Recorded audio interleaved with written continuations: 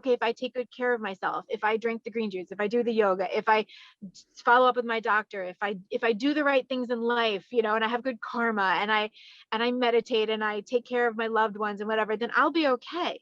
And all of a sudden you're not, and you're like, whoa, wait a minute, what's happening here? And so you start questioning, am I playing life by my rules, or am I playing it by the rules that I've been taught?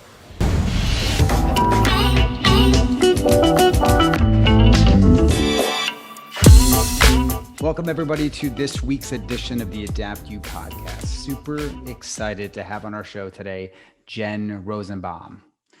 In July of 2017, Jenn felt something unusual in her breast after taking a photo.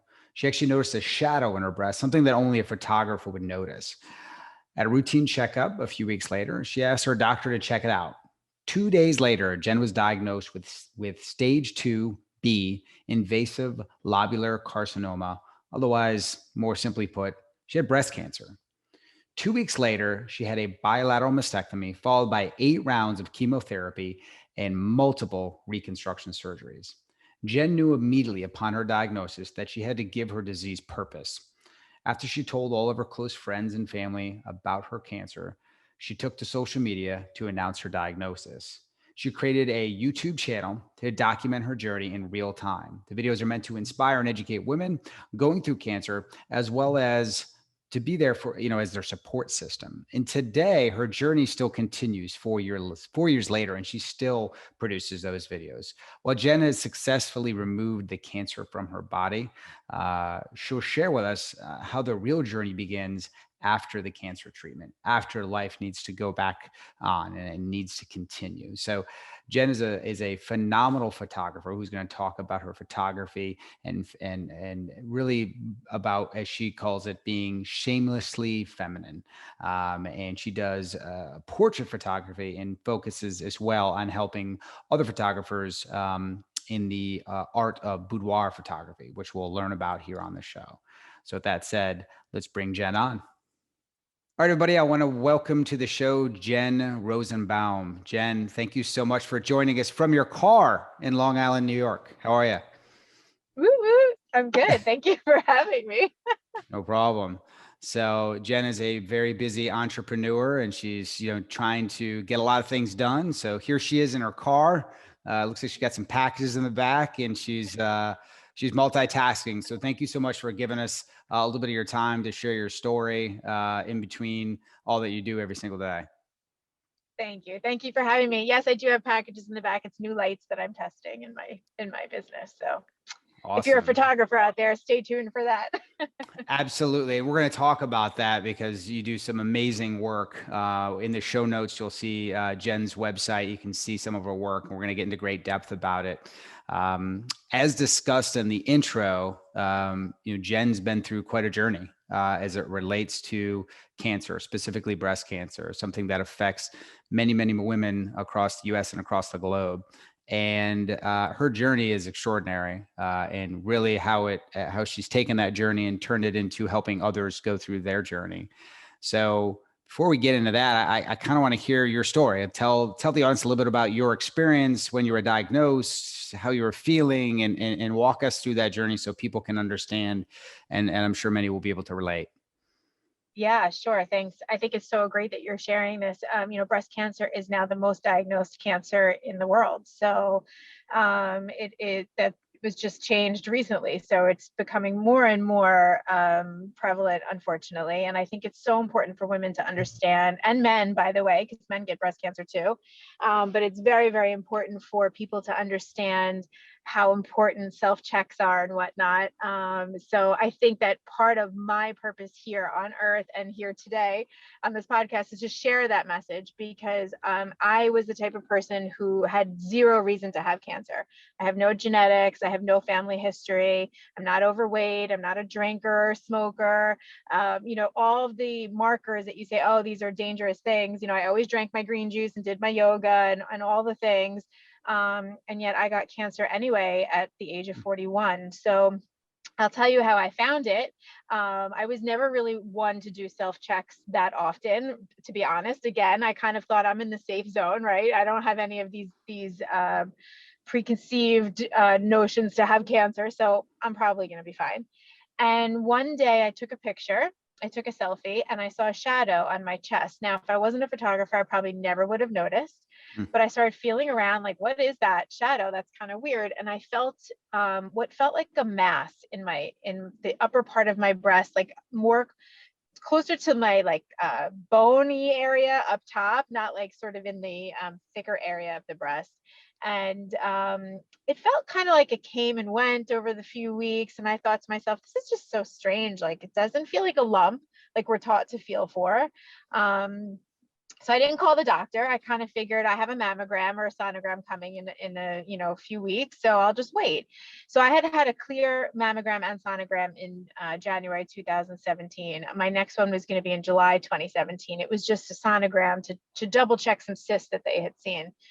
So I said, oh, I have an appointment. I'm not going to bother the doctor. Like as women, we do this a lot. Like, oh, I don't want to be a troublemaker. I don't want to Right. bother people.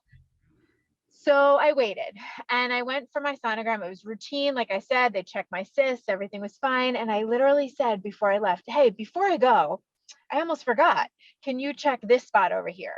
And they were looking with the sonogram machine, looking. They didn't see anything. The sonogram tech pushed really hard. And all of a sudden, this big black hole showed up on the screen. And I was like, what is that? And she was like, I need to go get the doctor. So she gets the doctor, he comes in and he says, look, I'm not letting you leave here without biopsying you. I don't know what that is, but so they took a biopsy, they put a titanium marker in, they did a mammogram.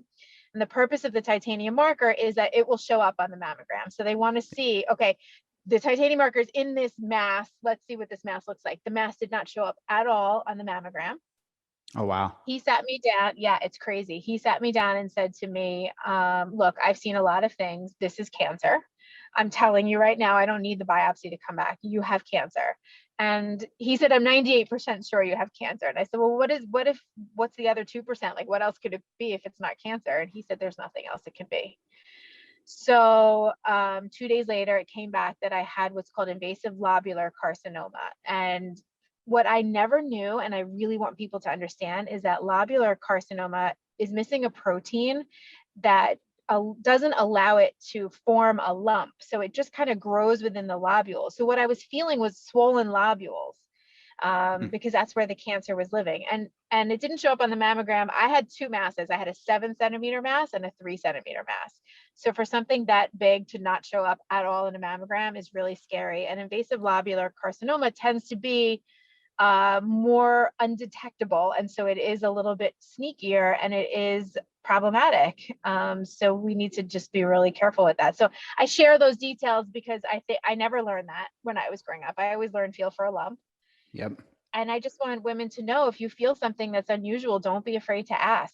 I always say finding cancer is not scary. Not finding cancer is scary. Agreed. I mean, and so that lobular area that you're talking about, did it lie closer to the chest wall? Is that why it was a little bit harder why the mammogram didn't pick it up? Because it didn't really sit inside the fatty tissue where, I think, to my understanding, where the mammogram tends to focus? I don't know the answer to that question. I had very dense breasts, so that might be part of it. But lobular is it's harder for the mammograms to pick up a lobular carcinoma than ductal carcinoma for whatever reason. I'm not exactly sure. But it typically will go undetected until it can't possibly go undetected. I mean, if she didn't push so hard on that sonogram, I'm sure she wouldn't have seen it then, and I would have just left with a clear.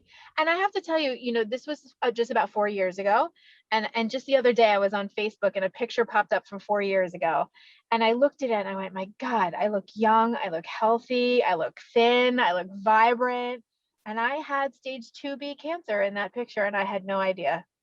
So, even the week before, I was on vacation and I was feeling great. I biked over the Golden Gate Bridge. It's not what you think it is. It's not like, oh, I'm going to get cancer and I'm going to be so sick and I'll know that I have cancer. No, it sneaks up on you. And all of a sudden you're like, whoa, the doctors used to say to me, you're the healthiest sick person I've ever seen in my life. It's very strange. A healthy body definitely has a tendency to hide things really well also, right? So when you're, Yeah, like you said, I think you said 41 at that time, and diagnosed, yeah, a healthy body can definitely hide those things because you took care of yeah. yourself. Like you said, you didn't have the BRCA gene, right? That you referred to, that genetic predisposition. You took care of yourself. You drank the green juice. You did the yoga. You did all those things. So you were healthy. Yet here you still had cancer, and a sneaky one. It's amazing that your line of work, that you're a photographer, that's actually what tipped you off. I mean, that's Isn't that crazy. crazy? There are And no coincidences in life. I really there believe really that. are not. I firmly, I mean, the odds of that, right? I mean, most people would not even notice. So before we go Yeah. into further into your reconstructive story, just because I want to spend a minute here talking about the self-examination part, because I think I know breast cancer affects women definitely more than men. But Mhm. that being said, that self-examination, what's the gold standard in terms of how often that needs to be done, and at what age do people, should they start to do that, and where can they learn how to Yeah, do that? I mean, yeah. sure there's a technique. Yes, anywhere online you can learn. There's a little bit of a so it should be done once a month. And what you're looking for is not necessarily a lump or a growth or whatever. You're looking for any changes that might feel different than what felt you felt the month prior. So it's I think it's misleading when they say you should feel for a pea-sized lump. That's only part of the picture. There's a lot of other things that you can look for also: inverted nipples, discharge, any soreness, and there's itching is a sign of breast cancer, believe it Mm. or not. So there's a lot of different things that you can look for.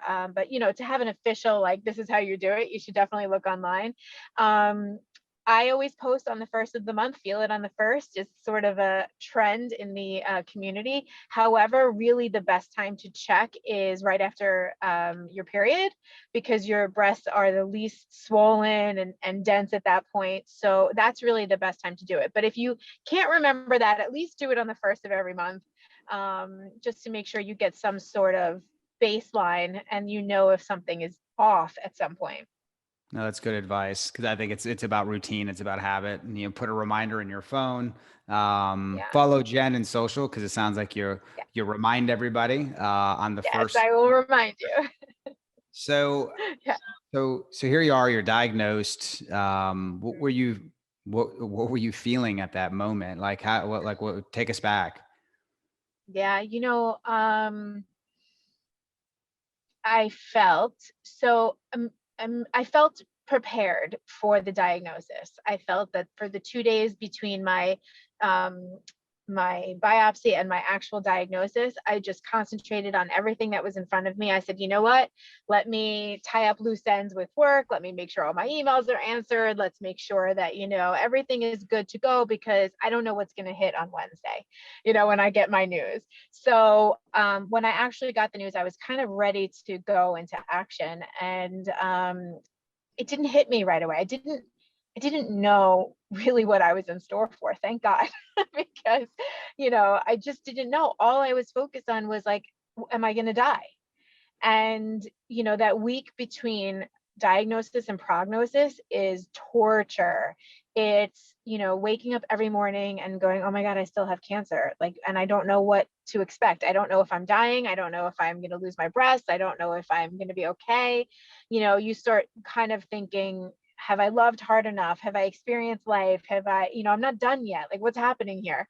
um a lot of tears, and also a lot of fun. I will tell you, I had a weekend booked on Fire Island. For anybody that doesn't know, is not from Long Island, there's a little island off of Long Island that's super fun and amazing. I spent a lot of summers there, and we had booked time out there. And I went back and forth: should I go, should I not go, should I go? And I was like, no, you know what, this could be my last weekend for a while where I can just let loose and have fun. I'm going to Hmm. go. I'm going to put this aside. There's nothing I can do about it right now. I'm going to go. I'm going to have fun. And then, like, we left there maybe on a Monday morning, and I knew Tuesday I had my first doctor's appointment. I was like, I'm just going to be present and enjoy myself. So in the quiet moments, it was very sad and very scary. And in the moments where I was distracted, I actually was able to really embrace life. And it was the first sort of perspective shift for me. The first sign of the perspective shift, that was yet to come really in full force. But it was awful. Like the good emotions were exaggerated, the bad emotions were exaggerated. And it was a very tough week until I had a game plan. Once I had a game plan, I was like, okay, I knew I wasn't going to die, at least not now from this. I knew that, my life was not necessarily in danger at that point, and I knew I needed a game plan and that I had to be present and focused on the game plan. So once I had that, your body and your mind, you go into survival mode. You're just like, all right, this is what we're going to do. No problem. And there were not a lot of tears, to be honest. And that's, everyone, I'm always interested when I ask that question of folks that go through something difficult like this, how they reacted, how they felt. And I think a lot of it comes down to your personality and how you operate. You're being a fellow New Yorker, I can tell you're a go-getter, you're a doer, you're organized, and you're somebody who just takes action. So the fact that you're able to still let your hair down and go have a good time, I think it's incredibly healthy, and it was probably incredibly necessary. And then you talked a minute about that perspective shift, which I'm interested to hear more about that as we continue to talk, because I have to imagine, a lot of us take our time for granted, right? A lot of us aren't present, use the term present. A lot of us don't live in the moment. We're worried about the future. We're thinking about the past. We don't enjoy the wind blowing in our hair at Fire Island, and, your feet in the sand and all that stuff. Was that part of that perspective shift, as far as Yeah. you start to get in touch with your mortality? Yes, but I will tell you this, the perspective shift now that I'm a few years out from it, sort of, which I'll tell you about in a minute. Because really, I do want to back up a little bit and say, when you're in it, you're in survival mode. It's a different place than when you're done with treatment. And then that's a whole other life, which we can talk about. And I wrote a book about. I mean, that part of it was like, I did not expect and I did not understand until I understood it. But the perspective shift, and I just had this conversation with somebody yesterday, is not about dying. It's about living. I am not afraid of dying. I am terrified of not living. It's two totally different things. Yeah, that is two totally different things. Especially given the last year, right? Or year and a half. I think a lot of people have Yeah. had a bit of an issue with that mindset. So, um, Yes. so now that you've been diagnosed, you're going into action. What happens? So I have a bilateral mastectomy, August 2nd. So it's only a few weeks after my diagnosis. And in fact, I pushed my surgeon off another week. I was like, wait, I'm like not ready for this. What are you doing? But it was 2 days before my 42nd birthday. And I decided that the best birthday gift I can give myself was another 100 years here. So instead of counting down every day to say, oh, only a week to my mastectomy or whatnot, I would text my dad every day and I would say, only 7 days till I give cancer the boot, 6 days till I give cancer the boot. Like I just tried to kind of change my perspective. Yeah. At that point, I went public with my journey. After all my close friends and family knew, I went public. I decided I had an audience and I needed to share it. And so I started making YouTube videos once or twice a week about, this is my diagnosis. This is how I found it. This is what I'm feeling. Today's the day before my surgery. Here's what I'm feeling. I shared, what my decisions were, how I made the decisions, whatnot. And I just kept doing that about once a week after my mastectomies and through my chemotherapy and all of that. I shared about once a week. And I still continue to share even a few years later, because I'm still going through it in a lot of ways. In fact, just before we hopped on this call, literally the minute before I had logged on, I got a phone call from my gynecologist who called me to tell me that my genetic testing came back negative because there's new genetics now than there were 4 years ago. So she wanted to retest me for genetics. So I'm considering having my ovaries out, things like that. So I'm still sort of in the process, but essentially I had bilateral mastectomies with reconstruction. I had 8 rounds of chemotherapy and I had 4 reconstruction surgeries after that, when the last surgery was just this past December. So I'm only about 6 months out from surgery. Wow. That's a long journey. Yeah. And I would imagine a lot of emotions raveled up, which you were public about and shared. And we'll put the link to, you said these are all in YouTube. Yeah, I have a YouTube channel that it's all on. Yeah. And I think that, especially for women that are maybe on the precipice of taking that journey, it sounds to me like these are great videos and resources for people to relate and understand throughout the different stages that you've gone through and are still going through, like you said, which is Yeah. incredibly powerful. And to have the courage to be able to sit there and flick the camera on, and I know you're in that line of work, but still to be able to share that journey is an incredible gift to so many people that are looking for a voice, right? Somebody to relate to, Yeah. somebody to connect with. So, Yeah, and so it was not just about the voice. It was about I've turned the camera on myself also with with my actual camera and taking pictures of myself through my surgeries, through everything, pretty much naked, and showing that on Instagram, for example. And the first time I did it, I remember just like not even being able to breathe. I was like, oh my God, my like friends, husbands are going to see this, and my dad's going to see this, and my brother is going to see this, and my, and like, who my kids are going to see this, and my, it was like, and it would happen. I would go to the grocery store and people would be like, oh my God, your picture was like so powerful. And I was like, oh my God, I can't believe people in my real life are seeing this. yeah, There's something like very anonymous, even though you put it out on social media, you're like, I don't know most of the people seeing it, but I was very concerned about like my audience seeing it. I called my parents before I posted anything. I said, I want you to know I'm doing this. And, I'm not asking permission, but I'm just giving you the respect of like knowing that I'm putting myself out there. And thankfully they came back and said, we're very proud of you for doing this. But the reason I felt it's so important, even though every time, even now when I post a picture, I want to hide under the covers for like 3 days. I don't hear what anybody has to say.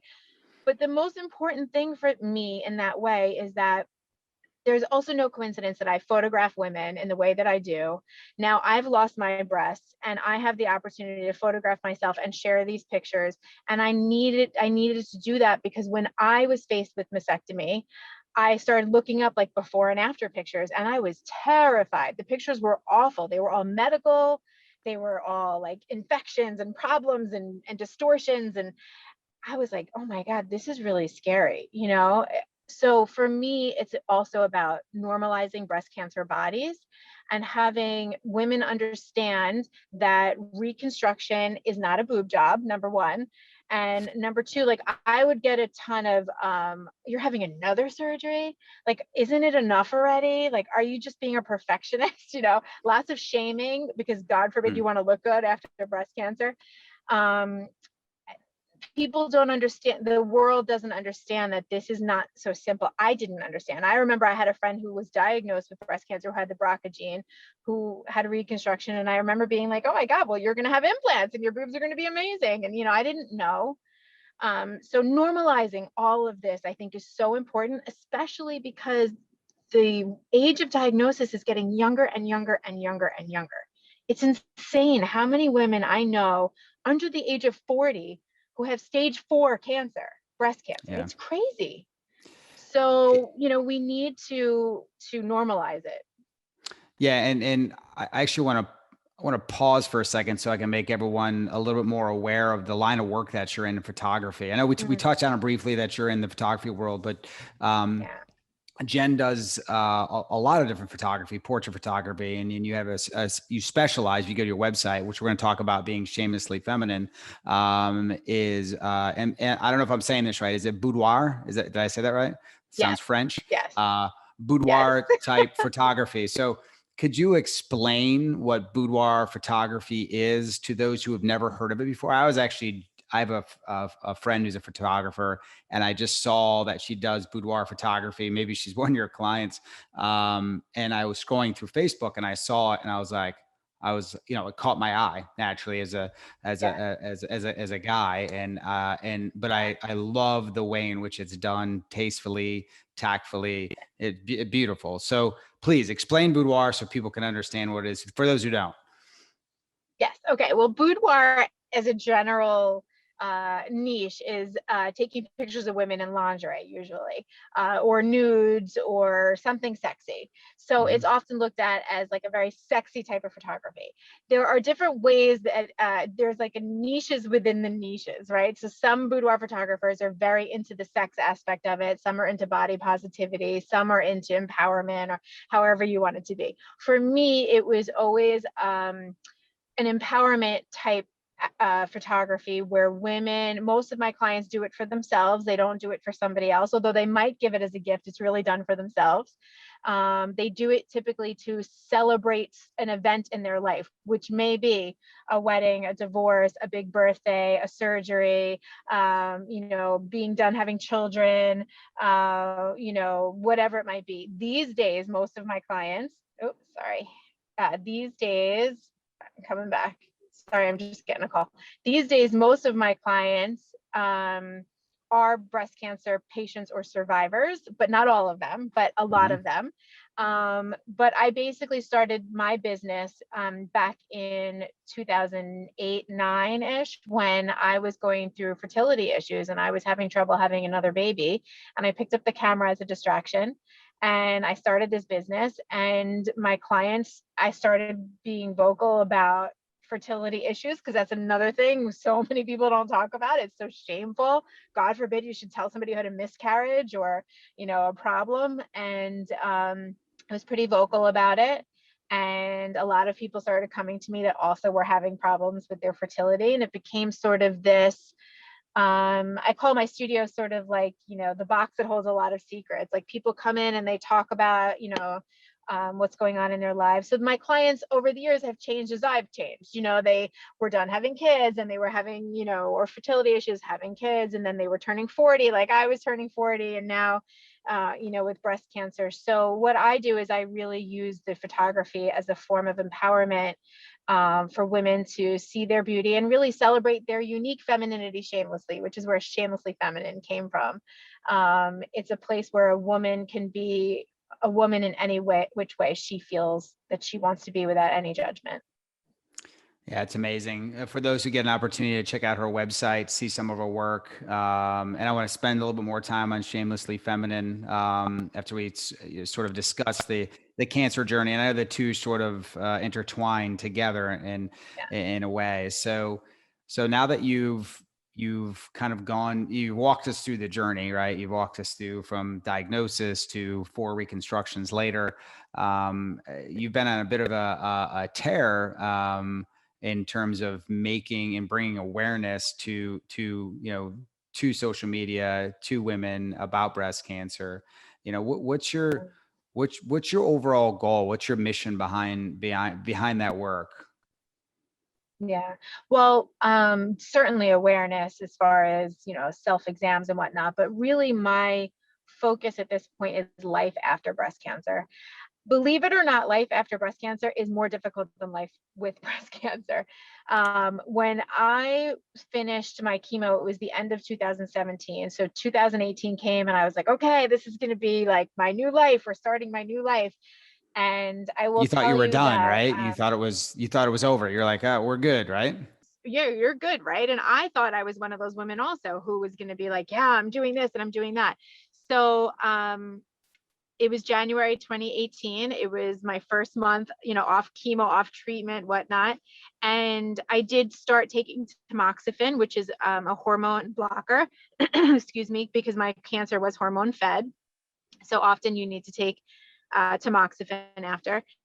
And there are a lot of side effects with tamoxifen for some people. And I can only tell you that about being into taking tamoxifen, I thought I was going to kill myself. I had very bad suicidal thoughts. I just remember being in bed one day crying. I just couldn't stop crying. And I was like on and off sleep, and calling my doctor and being like, I am not okay. And I don't know what to do.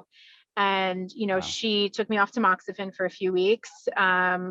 Do I think it was the tamoxifen? I think the tamoxifen exasperated it, but it wasn't the tamoxifen. Really, what it was that all of a sudden I was trying to get back to my old life. I was trying to like just fit right back into where life was before a few months prior. And it wasn't working. It wasn't fitting. And everybody else expected me to just kind of go right back into the same place also. And I just couldn't. And I didn't know who I was. I didn't know how I could take care of my family, or, what kind of mother I wanted to be, or what I wanted to do with my life, or, it was just, everything was in question. So I struggled for that year for sure. It was really difficult. And then in 2019, January 1st came and I said, okay, this is going to be my year. This is going to be fine. It's going to be great. And January 2nd, my dad called me to tell me he had had a biopsy a few days before. And January 4th, he was diagnosed with cancer. And I was like, are you kidding me? Oh, wow. I mean, as much as it's like, it was just like, okay. So I went through that with him for about 6 months. He was in very serious treatment. Thank God he's okay now. But his treatment was brutal. And there were times where I would go to him, he'd be in the hospital and I'd be with him and I'd be like, I'm just going to go down the hall for my appointment. I'll be back in, 10 minutes, or whatever it was. So I was still in it. He was in it. And the PTSD is real. And it was just a crazy time. So 2020 came, and do I need to tell you what happened in 2020? No, I think we all know. Yeah. Wow. But basically, the point is, in 2020, before the pandemic actually hit, I decided that I was going to sit down and I was going to write a book about life after breast cancer, because the truth is that is the part that is the hardest. And it was the part that nobody talks about, because no doctor is going to say to you, a doctor can say to you, here's going to be the pain you're going to feel from a mastectomy, or here are the side effects of your medication, or here's what happens if you take chemo. But none of them say, listen, I just want you to know, after you're done with treatment, you might be in shock. Like there's a delayed reaction of this tidal wave that comes after everything happens, that you all of a sudden you go, what the hell just happened to my life? What is going on here? So can you explain that? So like, and I'm still I in think that process, to be fair. Yeah. you are. Okay. So, and obviously you having written a book about it, from somebody that, knock on wood, hasn't gone through a cancer journey like that. I think it's hard for us to understand why someone couldn't jump back in. I mean, I understand that, there's been a surgery, there's been all the stress of the chemo and the treatments and all of that. But I think a lot of people think, because I'm sure people, like you said, they're like, you good? Like, you ready to go? Like, you must have this new zest for life and ready to go out there and just crush the world.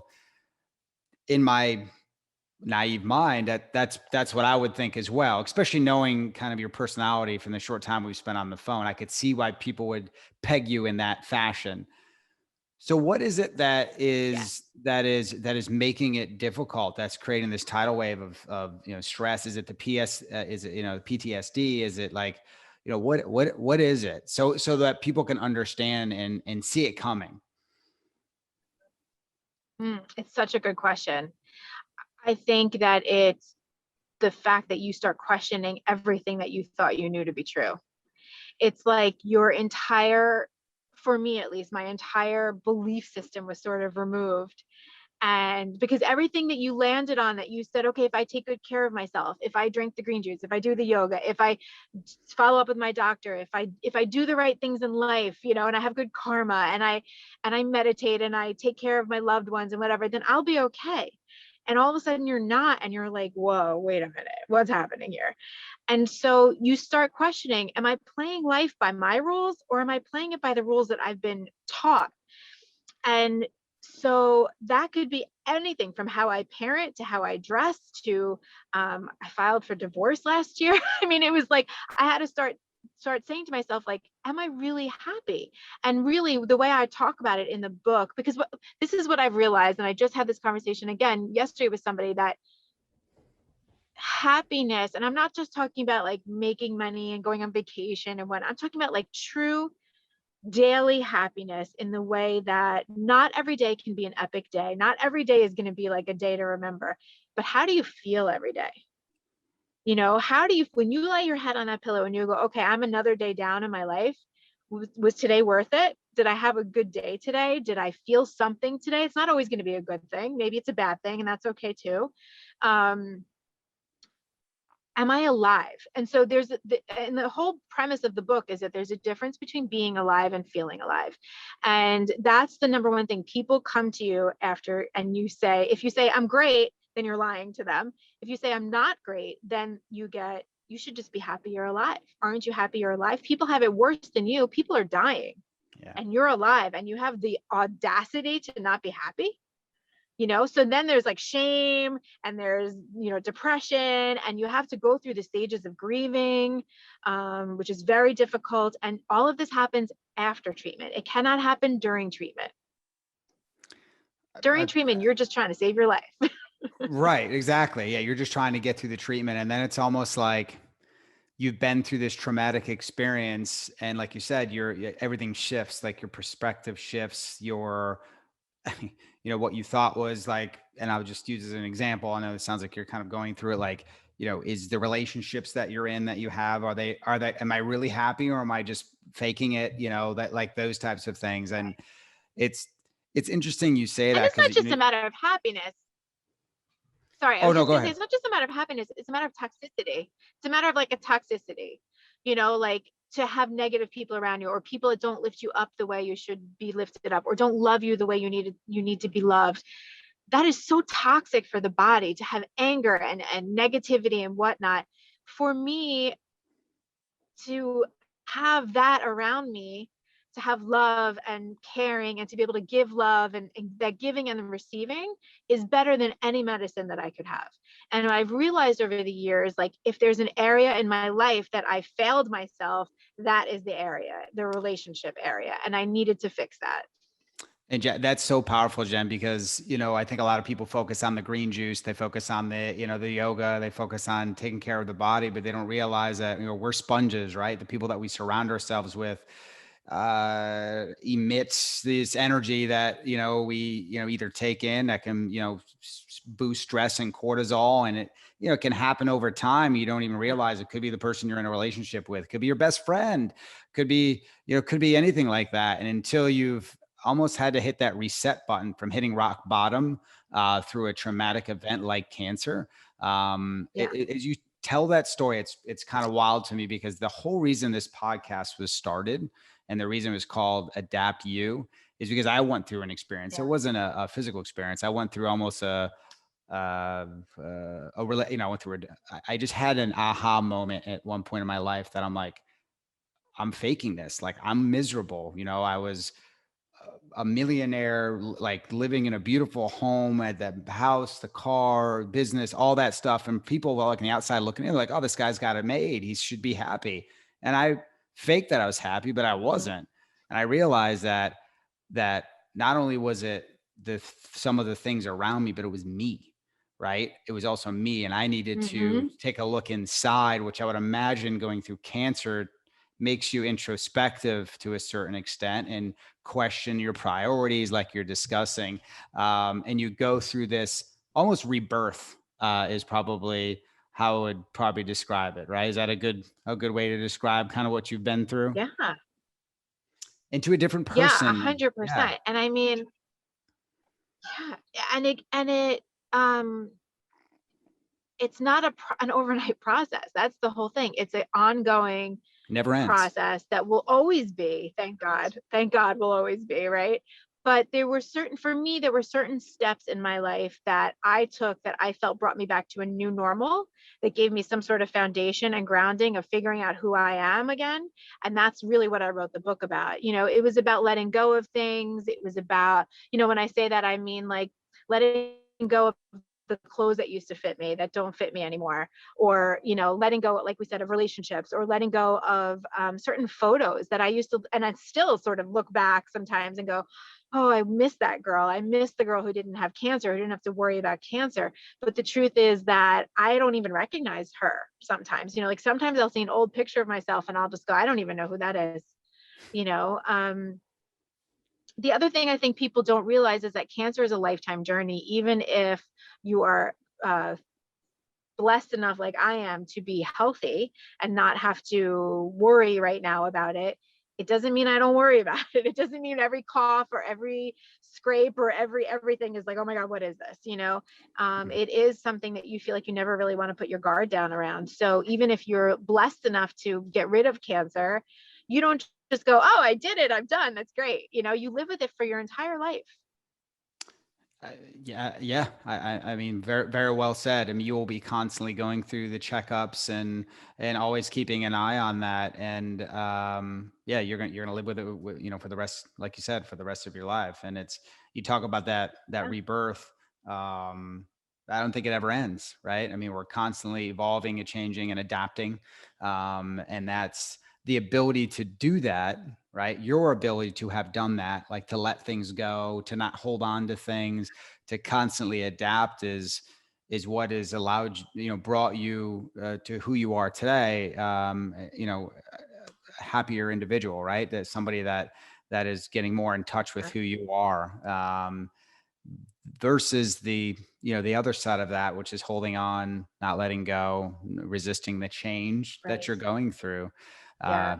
That can Yeah, be people say to me all the time, cancerous. yeah, sorry, our signals are getting a little cross with a little delay. I don't mean to cut you off. A lot of times people say to me, you're so strong, you're one of the strongest people I know. And I don't really love that expression, because for me, although I know it's a compliment, for me, saying that is like basically saying you've gone through more shit than anybody that I know. You've gone through so much pain. For me, I don't want to be, if I had to pick a word, it wouldn't be strong, it would be resilient. That I know no matter what I go through, I will figure out a way to bounce back. It doesn't mean that it's easy, but it's I sent this text to my son this morning, my 11-year-old son, who lost his baseball game last night. I was so upset. They lost their final baseball game. He was crying all night.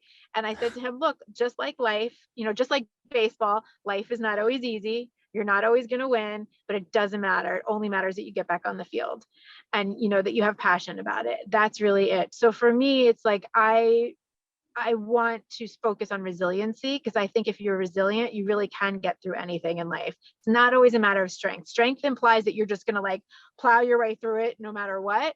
Resiliency is really about adapting and being fluid and being able to learn from what's going on. You're right. It's not always the biggest and the strongest that survives, right? It's, otherwise we'd be dodging like dinosaurs on our way to work in the morning. It's like you said, it's resiliency. So very well said. I being mindful of your time, I have two final questions for you. So first question, where can people find you? All right. So anybody can find me at jennrozenbaum.com. Leads to everything. But if they want sort of a daily in the mind of Jenn, that's really at Instagram. And if you want to find the videos about my breast cancer journey ongoing, you can find that at YouTube. Awesome. We'll put all the links in the show notes for people and on your webpage. That's on our website. That'll be dedicated to Jenn and her journey. So Jenn, we've been talking for an hour. You covered a lot. Yeah. You've literally, it's been a phenomenal podcast. And I always ask people this was the same question at the end of every podcast. If someone was to leave this and just literally forget everything that you've just said, except for one thing, one nugget, a piece of information they can take with them to go on to their lives, to become the best version of themselves through their personal journey, whatever that may be for them, what would be that piece of wisdom that you would ask people to remember? This is probably not what you expect, but I would say, please just check your boobs, because if you are not alive, you cannot do all the amazing things in life. So please check them. Have the people you love check them for the people you love. I don't care how you do it, but somebody check the boobs, because again, finding cancer is not as scary as not finding cancer. Check the boobs. I love it. I mean, my wife's in the other room. I'm going to go have this discussion with her right now. So thank you so much, Jenn. You are phenomenal. I really appreciate you spending time inside your car with an overheating phone. I really, really, really, really appreciate your time. Thank you so much for having me. You're amazing. Thank you. Hey, everybody. Thank you for listening to the Adapt You podcast today. Our goal with this show and all of our content is to deliver you the guests and the respective knowledge necessary to help you change something in your life. Everyone who listens to this show has something they want to affect and something they want to change. And our goal is to help give you the knowledge necessary to take you down that path on becoming the absolute best version of yourself. If you like what you heard today, please tune in to all of our shows and also check us out in social media. You can find us on Instagram, on Facebook, and check out our website and have some great content on there as well. So thanks again for listening, and we'll see you on the next show.